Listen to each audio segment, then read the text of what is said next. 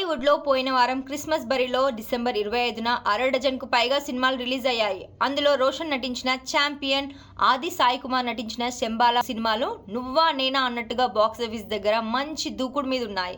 4 రోజుల్లో తమ కెరీర్లోనే highest collections రాబట్టారు ఈ యంగ్ హీరోలు. 4 రోజుల్లో ఛాంపియన్ మూవీ వరల్డ్ వైడ్గా 11.50 కోట్లకు పైగా గ్రాస్ కలెక్షన్స్ సాధించినట్లు మూవీ టీం వెల్లడించింది. ఫస్ట్ డే 4.5 కోట్లు, రెండో రోజు 2.4 కోట్లు, మూడో రోజు 2 కోట్లు, నాలుగో రోజు 2.6 కోట్ల కలెక్షన్స్ రాబట్టిన ఈ చిత్రానికి ఈ జోరు ఇలాగే కొనసాగుతుందని ట్రేడ్ విశ్లేషకులు అంచనా వేస్తున్నారు.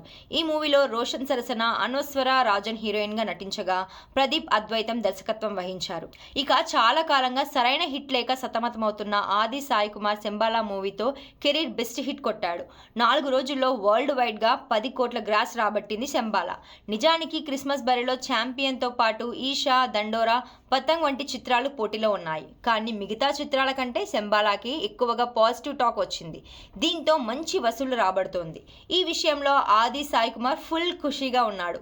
యుగంధర్ ముని దర్శకత్వం వహించిన ఈ చిత్రం లాంగ్ రన్లో మంచి వసూళ్లు చేసేలా ఉంది. మొత్తంగా యంగ్ హీరోలు రోషన్, ఆది మంచి సక్సెస్ అందుకున్నారనే చెప్పాలి.